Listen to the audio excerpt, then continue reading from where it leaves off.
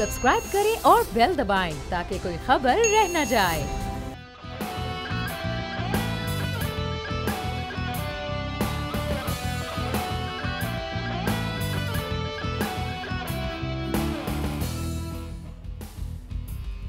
अस्सलामुअलैकुम। एक लगारी सब पे भारी में खुश आमदीद। मैं हूँ महविश तबस्सुम और प्रोग्राम में हमेशा की तरह मेरे साथ मौजूद हैं बोल न्यूज़ के एडिटर इन चीफ नज़ीर लगारी साहब। अस्सलाम वालेकुम लगारी साहब। जी वालेकुम सलाम। नाज़रीन, पाकिस्तान तहरीक इंसाफ जब अपोजिशन में थी तो उनकी जानिब से धरने, जलसे और रैलियों का जो सिलसिला था वो मामूल की बात थी और उस वक्त पाकिस्तान तहरीक इंसाफ का ये मानना था कि पुरअमन एहतजाज जमहूरियत का हुसन है। और इक़्तिदार में आने के बाद भी हमने देखा कि जब पाकिस्तान मुस्लिम लीग नून की जानिब से या पीपल्स पार्टी की जानिब से एहतजाज या धरनों की बात की गई तो पीटीआई का यही कहना था कि धरना दें, हम कंटेनर फराहम करेंगे। लेकिन हम सब ने देखा कि जब नैब में आमद हुई बिलावल भुट्टो जरदारी की तो उस वक्त जो जाले थे वो अपने कायद का इस्तकबाल करने के लिए, अपने कायद को सपोर्ट करने के लिए वहाँ पर मौजूद थे। वो पुरअमन एहतजाज कर रहे थे, लेकिन हुकूमत की जानिब से उन पर वाटर कैनन का इस्तेमाल किया गया, आंसू गैस की शेलिंग की गई। वो हुकूमत जो कहा करती थी कि हम कंटेनर फराहम करेंगे, उनकी जानिब से ऐसा किया गया। माजी में इमरान खान साहब क्या कहते थे धरनों के बारे में और अब वो क्या कर रहे हैं, इस हवाले से आपको क्लिप दिखाते हैं। पीपल्स पार्टी को शौक है कार्य सरकार में मुदाखलत करने का। लगारी साहब, क्या वाकई पीपल्स पार्टी जो है वो कार्य सरकार में मुदाखलत करी थी और अपने वक्त में पाकिस्तान तहरीक इंसाफ ने कार्य सरकार में मुदाखलत नहीं की? ये क्या था?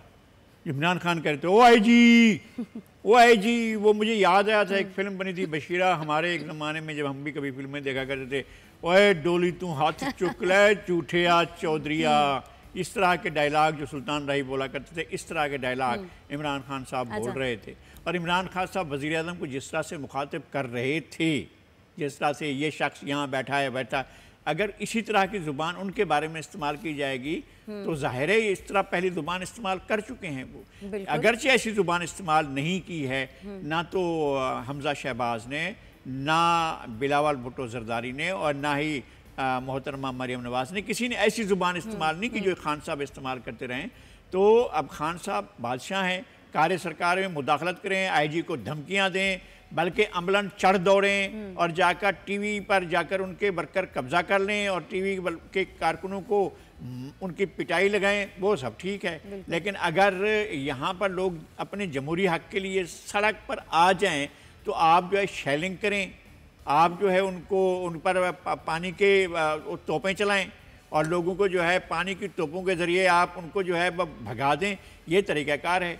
भाई जमहूरियत में तो ऐसा नहीं होता। अच्छा लगारी साहब, क्या मुजाहिरों से करप्शन की जो इन्वेस्टिगेशन है वो रुक जाती है और इस तरह से जो सियासी कारकुनान हैं वो पुरअमन एहतजाज जो करते हैं उनको रोका जा सकता है? बोले करप्शन की इन्वेस्टिगेशन हो रही हो तो यहाँ तो इंतकाम का एक अमल है जो चल रहा है और बिल्कुल एक रोलर चल रहा है जिसमें सूखी और हरी सबको रगेदा चला जा रहा है। यहाँ एक नहीं है, यहाँ हर सरकारी अफसर जिसने ईमानदारी से काम किया, हर एक अहलकार जिसने ईमानदारी से काम किया, हर मुंतखब नुमाइंदा जिसने ईमानदारी से काम किया, वो दिबका हुआ, वो खौफज़दा होकर अपने घर में बैठा हुआ है। इसलिए कब आ जाएं नैब वाले और कब आकर खड़े हो जाएं और साथ में एक दो और अहलकारों को साथ लेकर वो पहुंचते हैं और जिस तरह से वो इन्वेस्टिगेट करते हैं चीज़ों को, जिस तरह से वो तफ्तीश करते हैं, वो तफ्तीशकार नहीं लगते हैं। वो तो लगता है कि गनीम का कोई आदमी हाथ लग गया है, अब उसकी खाल उतार लो। तो लगारी साहब, पीटीआई तो ये कहती है कि हमारा जो धरना था वो करप्शन के खिलाफ था और अब ये जो धरना दे रहे हैं ये करप्शन छुपाने के लिए है, तो इस पर आप क्या कहें? माशाअल्लाह, सुभान अल्लाह, आपके दौर में जो रिकॉर्ड बन रहे हैं वो फिर आज ही के दौर में सुनाए जाएंगे और फिर पता चलेगा कि करप्शन किसको कहते हैं। फिर बहुत सी चीज़ों के पर्दे खुलेंगे, फिर सामने आएंगी चीज़ें कि मुसरत क्या है और अनील क्या है, फिर आएंगी चीज़ें कि बुखारी क्या है और जुल्फी क्या है, फिर और बहुत सी चीज़ें सामने आएंगी कि जनाब आपके जो बड़े बड़े शहजादे हैं वो किस तरह से काम करते हैं।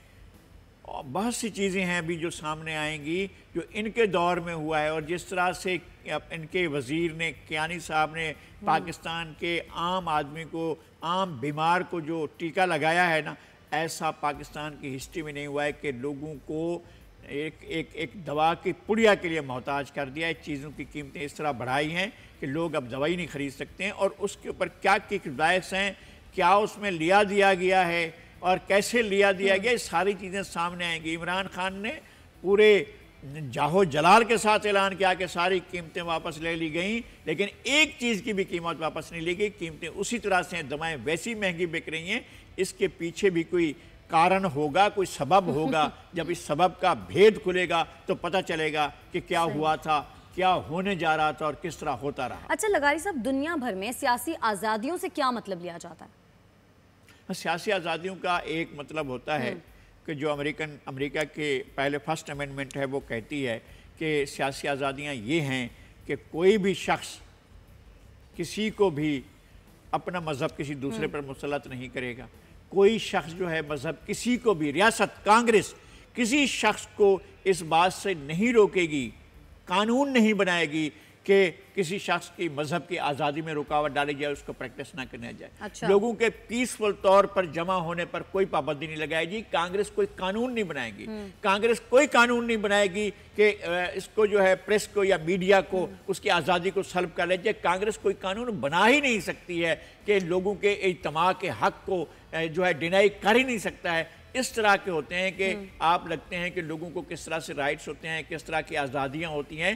آزادیاں یہ ہوتی ہیں کہ جو قوموں کا وزڈم ظاہر کرتا ہے، قوموں کا جو ہے وہ ان کے اپنی خمیر میں یہ چیز موجود ہوتی ہے۔ ہمارے خمیر میں غلامی رکھی گئی، ہمارے خمیر میں گورے انگریز کے بعد کالے انگریز کی جو غلامی لکھ دی گئی ہے، ہم اس کے ساتھ نبرد آزما ہیں۔ ہماری نسلیں پچھلی چلی گئیں، ہماری نسل جا رہی ہے، لیکن کالے انگریز کی شاہی ہم ختم نہیں کر سکیں، ویسی کی ویسی ہے، اور ہمارے پورے کا پورا اسٹرکچر ہی صرف کالے انگریز کو پروموٹ کرتا ہے۔ ٹھیک ہے لغاری صاحب، اپنا اگلا کلپ دیکھتے ہیں جو کہ کافی حیران کن اور سرپرائزنگ ہے، کیونکہ وہ اینکر جو پہلے حکومت کی معاشی پالیسیوں کو تنقید کا نشانہ بناتے تھے، اب ایک سڈن چینج آیا ہے ان میں۔ کیا چینج ہے وہ آپ کو دکھاتے ہیں۔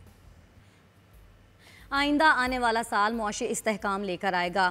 لغاری صاحب، آج تو شاہ زیب خان زادہ کا انداز ہی بدلا نظر آ رہا ہے، ہر چیز ہری ہری نظر آ رہی ہے۔ کیا سمجھتے ہیں آپ، حکومت جو ہے وہ سیاست میں توازن پیدا کر رہی ہے، معیشت مستحکم ہو رہی ہے، یا پھر معاملات جو ہیں وہ درست سمت میں چل رہے ہیں؟ وہ ایک دفعہ ایک وزیر ان کے چینل میں تشریف لائے تھے تو یہ خود ہی آگے بڑھ کر کہہ رہے تھے کہ جنہیں ہم تو آپ کے لیے PTV2 ہیں۔ اچھا۔ تو اس دور کے وزیر تھے نون لیگ کے۔ تو اب جو ہے یہ نئے حکومت کے ساتھ نامہ و پیام ہو رہا ہے، دوستی ہو رہی ہے، یہ ایک دوسرے کے خلاف ایک 3-4 سال بڑے زبردست، بلکہ 6-7 سال کا ایک زبردست جنگ کا ماحول رہا ہے۔ اب صلح ہوتی ہے تو کچھ چیزیں مختلف نظر آتی ہیں، حکومت کی بھی اپنی ضرورت ہوتی ہے، ان کی اپنی ضرورتیں ہوتی ہیں، ضرورتوں کے تبادلے ہوتے ہیں، تبادلوں میں بہت سی چیزیں ادھر ادھر ہو جاتی ہیں، بہت سی جو منظرنامے ہیں وہ تبدیل ہو جاتے ہیں، بہت سی چیزیں جو ہوتی ہیں، جو صبح ہوتی ہے وہ شام نظر آتی ہے، جو روشنی ہوتی ہے وہ اندھیرا نظر آتا ہے، جو اندھیرا ہوتا ہے وہ روشنی نظر آتی ہے۔ تو یہ ساری چیزیں اس طرح ہوتی ہیں، بعض دفعہ آپ کو پورا منظر تبدیل شدہ دکھایا جاتا ہے، حقیقت کچھ اور ہوتی ہے، سر آئینہ میرا عکس ہے، پس آئینہ کوئی اور ہے، یہاں یہ صورت ہے۔ اچھا لغاری صاحب، مشیر خزانہ نے ایسا کون سا معاشی یا مالیاتی عمل کیا ہے جس کی وجہ سے جو معیشت ہے وہ استحکام کی جانب بڑھ رہی ہے؟ نہیں تو استحکام کی جانب بڑھ رہی ہو تو ہم کہیں نا کہ استحکام کی جانب بڑھ رہی ہے۔ وہ تو شاہ زیب خان زادہ صاحب وہ تو پچھلے ہفتے یہ نہیں کہہ رہے تھے، پچھلے ہفتے ان کا یہ موقف نہیں تھا، یا اس سے پچھلے ہفتے ان کا موقف نہیں تھا، یہ تازہ موقف ہے، یہ تازہ چیزوں کو یہ وہ ایک دوسرے کو مینیج کر رہے ہوں گے، ایک دوسرے کے ساتھ کچھ نہ کچھ گڑ ڈال رہے ہوں گے، کچھ نہ کچھ شکر ڈال رہے ہوں گے، کچھ نہ کچھ تازہ ہدایات ملی ہیں آپ کے خیال؟ یہ اس طرح کی چیز ہوگی کہ جی ٹھیک ہے جی، کتنی دیر ہم کاروبار کرتے ہیں، کتنی دیر تک ہم لڑیں، کتنی دیر تک ہم تاب لائیں، کتنی دیر تک ہم جو ہے اپنے ان کے ساتھ اگر ہم اسی طرح سے حقیقت بیانی کریں گے، اگر ہم اسی طرح سے چیزوں کو جیسی ہیں ویسی دکھائیں گے تو پھر تو ہماری دال نہیں گلے گی۔ تو ہو سکتا ہے کہ اس طرح کی کچھ چیزیں ہیں۔ لیکن وہ جو کہہ رہے ہیں کہ معاشی استحکام آئے گا اور یہ جو نیا آنے والا سال ہے وہ بہت بہتر ہوگا، کیسے ہوگا؟ یہ ہے کہ جو حکومت ہے وہ تو یہ کہہ رہی ہے کہ سخت ہوگا، حکومت یہ کہہ رہی ہے کہ مہنگائی بڑھے گی، حکومت یہ کہہ رہی ہے کہ 25% تک مہنگائی بڑھ سکتی ہے، حکومت یہ کہہ رہی ہے کہ چیزوں کی قیمتیں ہمارے حساب سے 25%، ہمارے یہاں تو 100% مہنگائی بڑھ چکی ہے۔ جو چیز 1 روپے کی ملتی تھی 2 روپے کی مل رہی ہے۔ سبزیاں جا کر دیکھیں، گوشت جا کر دیکھیں، ہاتھ تو لگا کر دیکھیں کسی چیز کو، ایک عام آدمی کے بس میں ایک خالی روکھا نوالا کھانا ہی مشکل ہے۔ कहाँ से इस्तेहकाम आ रहा है, कहाँ से वो तवाज़ुन आ रहा है, कौन सी ऐसी चीज़ आ गई है, मुआवजा कौन सा हो गया। हमारी फैक्ट्रियों ने ऐसी चीज़ें पैदा करना शुरू कर दी हैं कि हमारी एक्सपोर्ट्स बढ़ रही हैं। हमने कौन सी ऐसी इंपोर्ट्स रोक दी हैं कि जिनकी वजह से हम गुजारा कर सकते थे लेकिन खामखा आ रही थी। हमने कौन सा ऐसा काम किया है जिसकी वजह से आपके एक्सपोर्ट्स तो कम हुई हैं। यानी कि जो पिछला दौर था वहाँ तो एक इन्हतात जो है वो इतनी बुरे तरीके से आया है। जब पीपल्स पार्टी की हुकूमत छोड़ गई तो 5 अरब डॉलर का डेफिसिट तिजारती खसारा था। अब तिजारती खसारा जो है वो दुगना हो गया है। आपकी इंपोर्ट जो हैं वो 2 गुना ज़्यादा हो गई हैं एक्सपोर्ट से, बल्कि उससे भी ज़्यादा हो गई हैं। 19 करोड़ आपकी 19 अरब की वो हैं एक्सपोर्ट्स हैं, और आपकी इंपोर्ट जो हैं वो 40 अरब के करीब पहुंच गई, बल्कि उससे भी ज़्यादा हो गई हैं। तो अब अब आप हैं स्टैंड कहाँ करते हैं, ये तो हमें समझ में नहीं आता है। इसलिए कि मईशत जिस तरह से चलाई जा रही है उसके अंदर आप जब तक अपने मुल्क के अंदर अपनी मकामी पैदावार नहीं करेंगे, जब तक आप अपनी मिल नहीं चलाएंगे, जब तक आपकी फैक्ट्रियाँ नहीं चलेंगी, जब तक आप प्रोड्यूस नहीं करेंगे, आपकी पैदावारी कुव्वतें फ़ाल नहीं होंगी, तो फिर आप कहाँ से अपने आप को दुनिया में मार्केट में बेचने के लिए क्या जाएंगे? आपके पास क्या चीज़ है मार्केट में बेचने के लिए? क्या आप यही करेंगे कि जनाब आएँ ज़रा ये K2 की पहाड़ी में से उसका कुछ हिस्सा हम आपको देते हैं, इसको एक्सपोर्ट करते हैं, यहाँ से पत्थर ले आते हैं। आपको क्या आपके पास है जो आप एक्सपोर्ट करें दुनिया के पास, और आप दुनिया से चीज़ें ले रहे हैं तो आप लेना कब बंद करेंगे?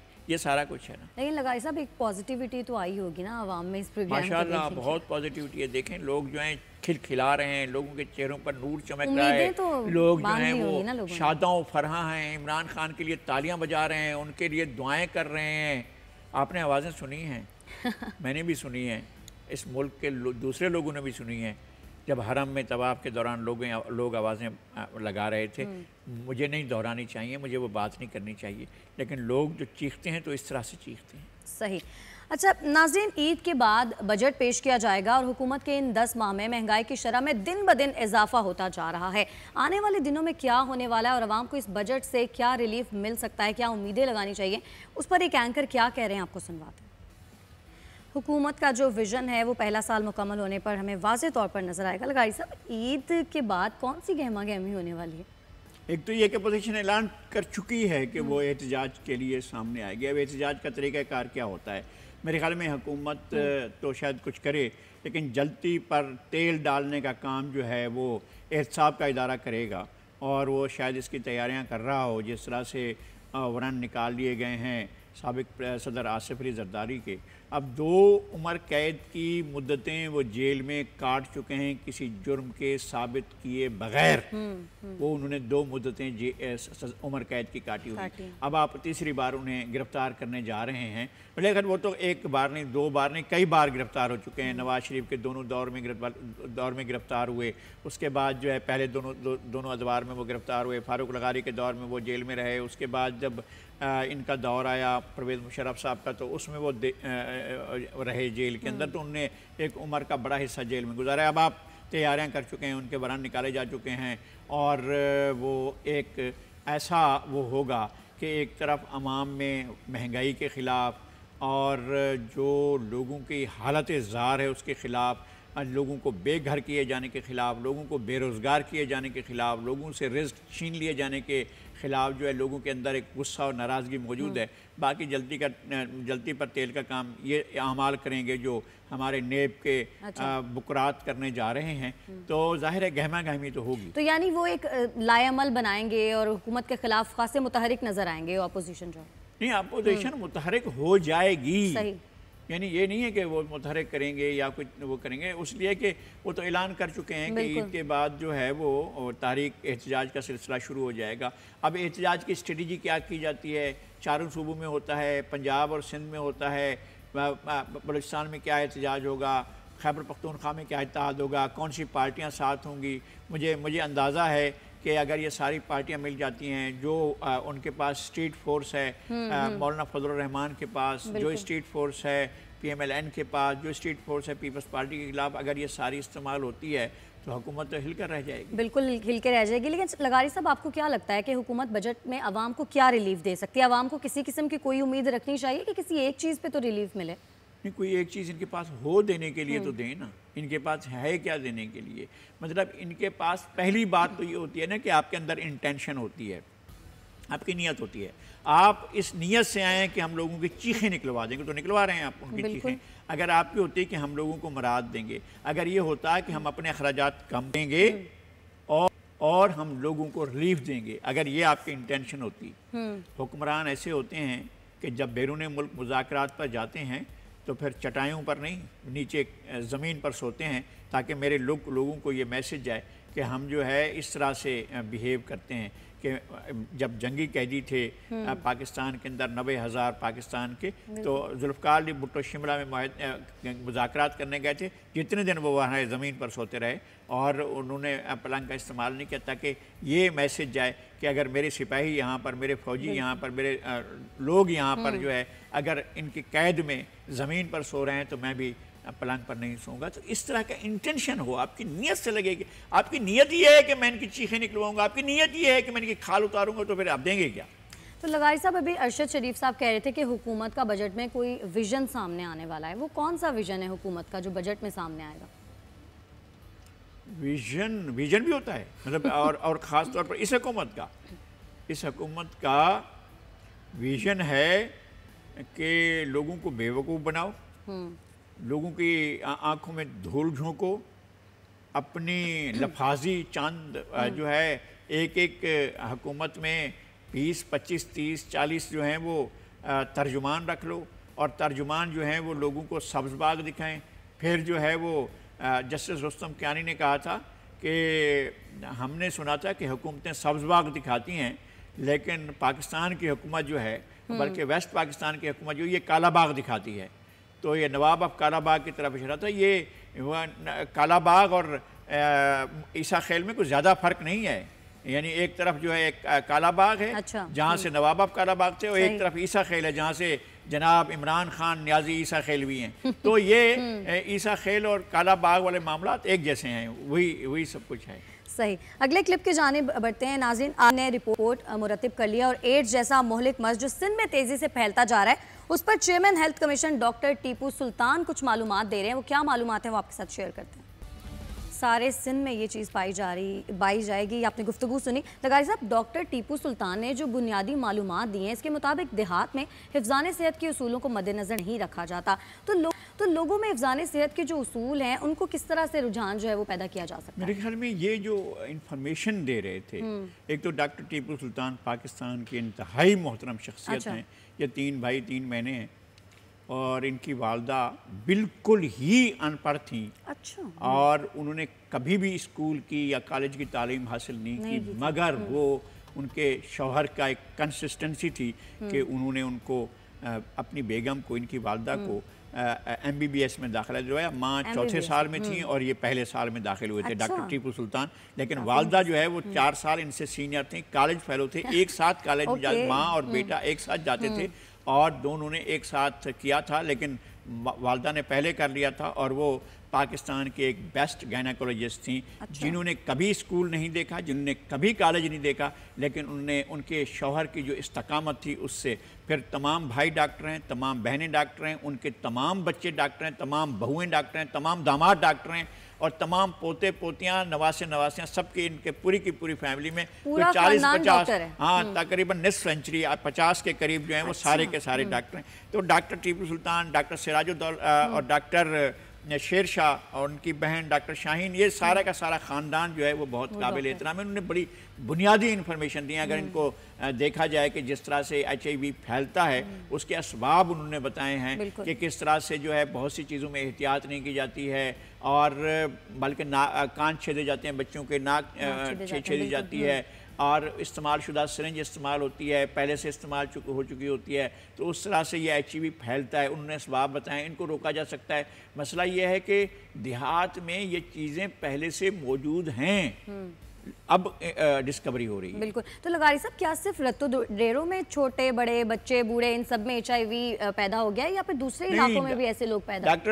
ڈاکٹر جو کہہ رہے تھے ٹیپو سلطان صاحب, وہ بجا طور پر ٹھیک کہہ رہے تھے کہ ایسا ہے کہ ایک تو چیز نظر آ گئی آپ کو یہ ایسا ہے کہ جیسے آپ نے برفانی طوفان میں سے بہت بڑے پہاڑ میں سے آپ نے ایک تھوڑا سا ٹکڑا دیکھ لیا ہو. یہ سندھ بھر میں تمام رتو ڈیرو کیا تمام تحصیلوں میں صورتحال ایسی. صرف یہ نہیں کہ سندھ میں، بلوچستان میں بھی، ہمارے سرائکی بیلٹ میں بھی، ہمارے پنجاب میں بھی، ہمارے خیبر پختونخوا میں بھی یہ صورتحال موجود ہے. ہم اس طرف جاتے نہیں ہیں. اب چونکہ رتو ڈیرو فوکس ہے اور وہاں پر ہو رہا ہے، اور حکومت بھی چاہتی ہے کہ جو چیزیں ہیں وہ سامنے آ جائیں. وہاں اسکریننگ ہو رہی ہے، ٹیسٹ ہو رہا ہے، سارا کچھ ہو رہا ہے. جس طرح سے ہمارے یہاں بدین میں ہمارے ڈاکٹر میمن صاحب نے تھیلیسیمیا پر کام کیا ہے. پاکستان میں اتنا اچھا کام بہت کم جگہوں پر ہوا ہے. یہاں پر ہیلتھ سیکٹر میں بہت کام ہو رہا ہے اور یہ چیزیں سامنے آ رہی ہیں. آپ ڈیرہ غازی خان میں جائیں، آپ راجن پور میں جائیں، آپ لیا میں جائیں، آپ بکھر میں جائیں، آپ میاں والی میں جائیں، آپ دیکھیں، آپ کو بہاول پور میں جائیں، آپ بہاول نگر میں جائیں، رحیم یار خان کے مختلف علاقوں میں جائیں، آپ کو لگے گا کہ سارے لوگ جو ہیں اس طرح کی صورتحال میں ہیں. یہ بیماریاں ہیں. غازی صاحب بس یہ بتا دیں کہ حکومت اور میڈیا اس سلسلے میں کیا رول ادا کر سکتے ہیں؟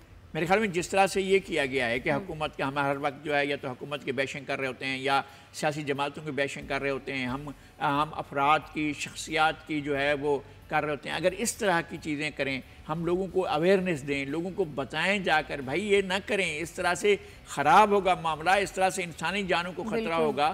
کس طرح سے جو ہے اگر آپ دو مائنرز کی یا ایک میجر اور مائنر کی تو شادی نہیں ہو سکتی، لیکن اگر دو مائنرز کی شادی کریں گے جو اس میں ہوگا تھیلیسیمیا میں، تو یقیناً ان میں بچے وہ پیدا ہوں گے جو تھیلیسیمیا کہیں گے. اس کا ٹیسٹ ہونا چاہیے. دنیا بھر میں ایسا ہوتا ہے، ٹیسٹ ہوتا ہے، دیکھنے کے بعد جو ہے وہ پھر فیصلہ ہوتا ہے. تو اب چیزوں کو اچھی طرح سے اگر ہم جانچ پڑتال کے بعد کریں گے تو یہ کام میڈیا بھی کر سکتا ہے، حکومت بھی کر سکتی ہے. لگائی صاحب ہمیں بریک کی جانب بڑھنا ہے. ناظرین واپس آئیں گے تو سیاسی منظرنامے پر نظر ڈالیں گے. بات کریں گے مودی سرکار کی، جن کے آنے پر بھارت میں انتہا پسند ہندو پھر سے بے قابو ہو گئے ہیں. فردوس عاشق اعوان کی سٹیٹمنٹ پہ بات کریں گے. اس کے ساتھ ساتھ بات کریں گے پاک فوج کی گاڑی پر حملے کی مذمت پر بلاول اور حکومتی ارکان میں لفظی جنگ شروع ہو گئی. اس کے علاوہ بھی بہت سارے ٹاپکس ہوں گے جو ہمارے زیر گفتگو ہوں گے. وقت ہوا ایک بریک کا، ہمارے ساتھ.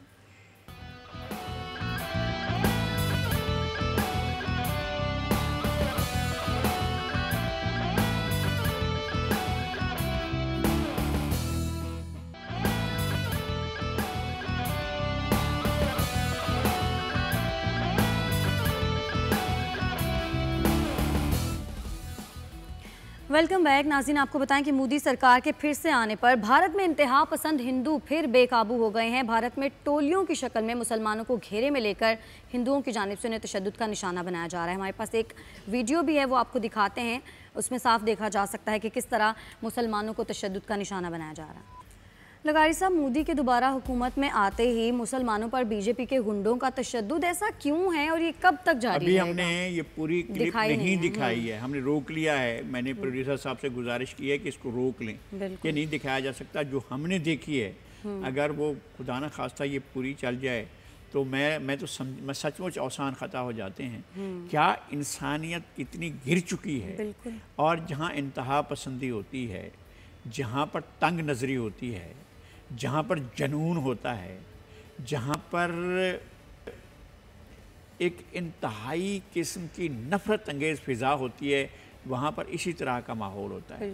آپ دنیا میں جاتے ہیں، مہذب دنیا میں جاتے ہیں، آپ کو لگتا ہے کہ لوگ کس طرح سے چڑیا کو بچانے کے لیے بھگ دوڑ کر رہے ہوتے ہیں، کس طرح سے کسی ٹنل میں پھنسی ہوئی مچھلی کو نکالنے کے لیے کیسے بھاگ دوڑ ہوتی ہے، کسی طرح سے کسی جانور کو، اس کی حالانکہ درندہ ہوتا ہے مگر اس کو بچانے کے لیے جدوجہد کی جا رہی ہوتی ہے. یہاں انسانوں کے ساتھ اس طرح کا سلوک ہو رہا ہے. یہ ہے بھارت، یہ ہے بھارت کا اصل چہرہ، یہ ہے بھارت کا حکمران. جہاں مودی جیسا حکمران ہو اور اس سے قبل یہ ایل کے آڈوانی جیسے لوگ جہاں اقتدار میں آ جاتے ہیں، وہاں انسان کا پھر راج نہیں ہوتا ہے، پھر وہاں درندوں کا راج ہوتا ہے. وہاں ہم نے اس چیز کو بھگتا ہوا ہے، ہم نے انتہا پسندی کو دیکھا ہوا ہے، ہم نے تنگ نظری کو دیکھا ہوا ہے، ہم نے شارٹ سائٹڈنس کو دیکھا ہوا ہے، ہم نے بھگتا ہوا ہے. ہم اتنے چھوٹے چھوٹے دماغ کے اندر پلنے والے فطور کو بھگتا ہے، دیکھا ہے. اسی طرح کا فطور جو ہے اب پورے بھارت پر چھا گیا ہے. وہاں اقلیتیں محفوظ نہیں ہیں، وہاں مسلمان محفوظ نہیں ہیں، وہاں عیسائی محفوظ نہیں ہیں، وہاں بدھ مت والے محفوظ نہیں ہیں، وہاں کوئی محفوظ نہیں ہے، جین محفوظ نہیں ہے. وہاں پر سکھ محفوظ نہیں ہیں، وہاں پر مسلمانوں کی جانوں کو خطرات ہیں. جس طرح کا تشدد ہوتا ہے جب کوئی مسلمان ان کے ہاتھ میں آ جاتا ہے اور اس طرح سے جس طرح وحشیانہ تشدد ہوتا ہے تو ظاہر ہے یہ بھارت ہے جی، بھارت کی جمہوریت دیکھیں کتنا چلتی ہے. بالکل. اچھا لغاری صاحب، فردوس عاشق اوان صاحب نے اسٹیٹمنٹ دی ہے، وہ کہتی ہیں کہ OIC اجلاس اعظم عمران خان مقبوضہ کشمیر اور فلسطین کے وکیل بن کر ابھرے ہیں، اس پر آپ کیا کہیں؟ دیکھیں فردوس عاشق اوان صاحبہ تو بڑی شخصیتیں ہمارے لیے محترم ہیں، اور بات یہ ہے کہ عمران خان صاحب کو جب بھی وہ باہر جا رہے ہوں تو محترمہ فردوس عاشق اوان صاحبہ ان کو جغرافیہ ضرور بتا دیا کریں کہ جاپان اور جرمنی ایک ساتھ نہیں ہے.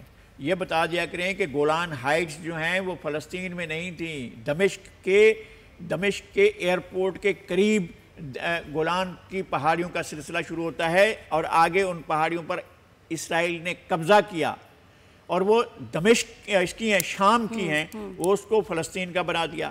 اب ہم کب تک اس طرح کی جگ ہنسائی کا سامنا کرتا رہیں کہ ہمارے وزیر اعظم کو صحیح جغرافیے کا، صحیح چیزوں کا بھی اگر نہ ہو، ان کو کسی نے بریف نہ کیا ہو، ان کو بتایا نہ گیا ہو. بھائی ویسٹ بینک جو ہے وہ سارے کا سارا فلسطینیوں کا ہے، اور اسرائیل ویسے ہی ناجائز حکومت ہے، وہ کہیں بھی اس کا ایگزسٹ نہیں کرتی، سارا فلسطین پر قبضہ کر کے انہوں نے یہ بنائی ہے، اور دنیا بھر سے یہودیوں کو جمع کر کے ایک عالمی ایجنڈے کے تحت جو کچھ ان کے سامنے اس وقت ہے ایک چیز کی بنیاد رکھی گئی. حالانکہ کہیں بھی یہودی اور عیسائی مذہبی طور پر ایک دوسرے کے قریب نہیں ہیں. یہودیوں نے عیسائیوں کے پیغمبر کو جو ہے وہ ان کو صلیب پر لٹکانے کی بات کی، لیکن یہ کہ ساتھ ہیں وہ. صحیح. اچھا لغاری صاحب، پاک فوج کی گاڑی پر حملے کی مذمت کی گئی کی جانب سے، اور حکومتی ارکان میں اور بلاول بھٹو میں لفظی جنگ شروع ہو گئی. فواد چودھری صاحب کی جانب سے کہا گیا کہ جی دوگلی سیاست ہے. اصل بات یہ ہے کہ ٹھیکہ ان کے پاس ہے کہ فوج کی طرف سے ہم بات کریں گے. یہ حکمرانوں کا خیال ہے کہ اگر فوج کی گاڑی پر حملہ ہوئے تو پھر بلال کو کیا حق پہنچتا ہے کہ وہ فوج کی گاڑی پر ہونے والے حملے کی مذمت کریں. یہ حکومت کا اعتراض ہے. صحیح. یعنی آپ کہہ رہے ہیں کہ یہ اگر اس طرح گرے تو بھی ہمارا اور اس طرف گرے تو بھی ہمارا ہے، سکہ دونوں طرح سے گرے تو ہمارا ہے، اور رخ جو بھی ہو. یہ ہے حکومت کا طرز عمل، یہ ہے جس طرح سے انہوں نے کل چڑھائی کی اور ان کو بات تک نہیں کرنے دی گئی. اور ایسا پارلیمنٹ میں اب یہ تماشا ہونے لگا ہے کہ اپوزیشن کی پارٹی کے پارلیمانی سربراہ، سیکنڈ لارجسٹ پارٹی کے پارلیمانی سربراہ کو بولنے نہیں دیا گیا. یہ ایک تاریخی واقعہ ہوا ہے اور بہت ہی افسوسناک واقعہ. ٹھیک ہے، بہت ہی افسوسناک ہے. ناظرین، ہمارے پاس ایک بہت رپورٹ ہے. بزم فروغ ادب اور فرید پبلشر کے زیر اہتمام 33ویں کتب میلے کا اہتمام کیا گیا ہے. اس حوالے سے ایک رپورٹ ہے، وہ آپ کو دکھاتے ہیں. کتابوں کے مطالعے سے نہ صرف آپ کی شخصیت نکھرتی ہے بلکہ محفل کے ادب و آداب بھی آ جاتے ہیں. بزم فروغ ادب و فن پاکستان اور فرید پبلشر کے زیر اہتمام 33ویں کتب میلے میں تقریباً 2.5 لاکھ کتابیں رکھی گئی ہیں جو شائقین کے مطالعے کی توجہ کا مرکز بنی ہوئی ہیں. فرید پبلشر کے روح روا کہتے ہیں اس کتب میلے میں ہر قسم کی کتابیں رکھی گئی ہیں جو کتابوں سے شغف رکھنے والوں کی دلچسپی کا سامان مہیا کر رہی ہیں. یہ 33واں سال ہے اس کا، اور اس میں تمام پبلشرز کی انگلش اردو کا لٹریچر پورا بھرپور ایک ہی چھت کے تلے رکھا جاتا ہے اور رعایتی داموں اس کو دیا جاتا ہے. کتب میلے میں ہر مضمون جس میں فنون لطیفہ، کھانا پکانے، مذہبی و اسلامی تعلیمات، بچوں کے لیے معلوماتی کتب کے ساتھ ساتھ دیگر کتابیں موجود ہیں. یہاں کم از کم 1.5 لاکھ کتابیں ہیں اس وقت، اور 250 سے زائد پبلشرز کی کتابیں ہیں. یہ بات ذہن میں رکھنے کی ہے کہ ملک بھر سے انہوں نے انگریزی موضوعات بھی ہیں، سائنس، ادب، مطلب کھانا پکانا، شاعری، ہر موضوع پر ہر کتاب ہے، دین پر، ہمارے مذہب پر. اور یہ کتب میلہ جو ہے نا، یہ کراچی کی ادبی تاریخ کا ایک حصہ بن چکا ہے. کتب میلہ جو 1 جون سے شروع ہوا تھا چاند رات تک جاری رہے گا، جہاں دنیا بھر کے ناشرین کی کتابیں رعایتی قیمت پر دستیاب ہیں.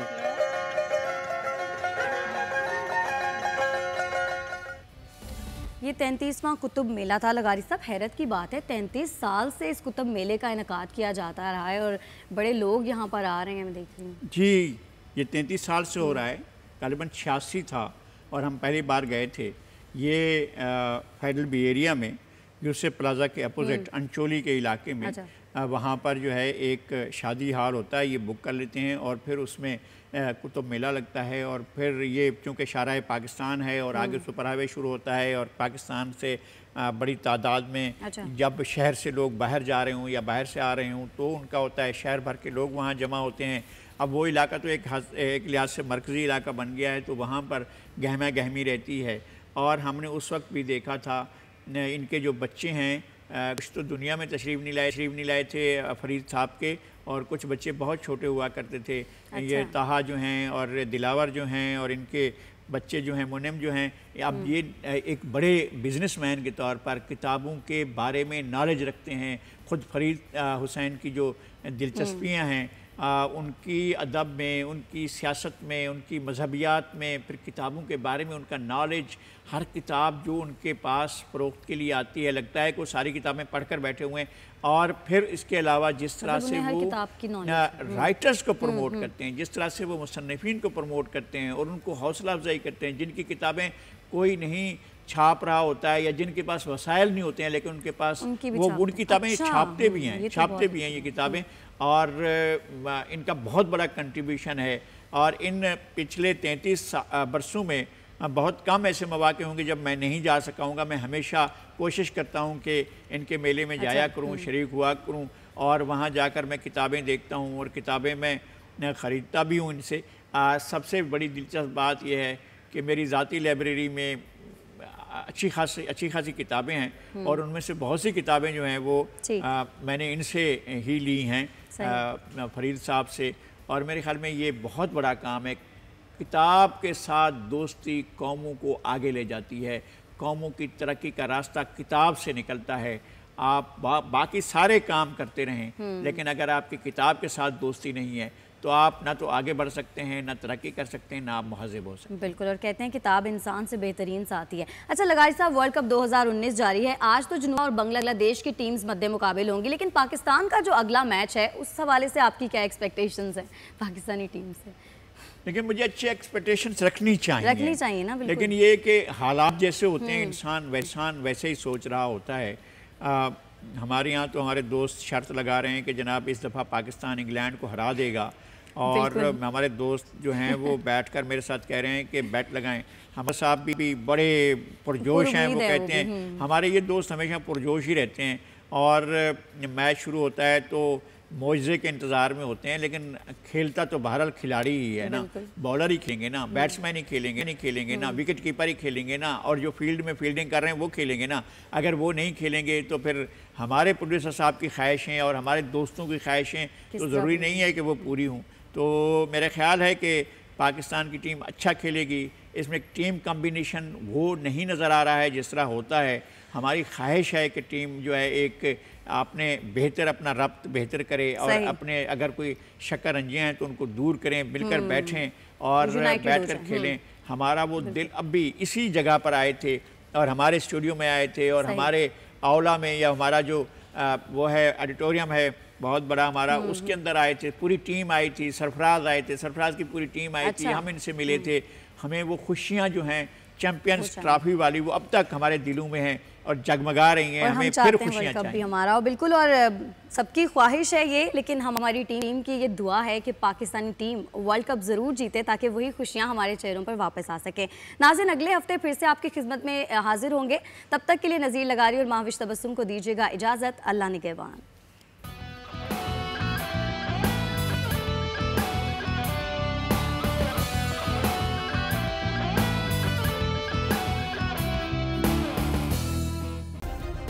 सब्सक्राइब करें और बेल दबाएं ताकि कोई खबर रह न जाए।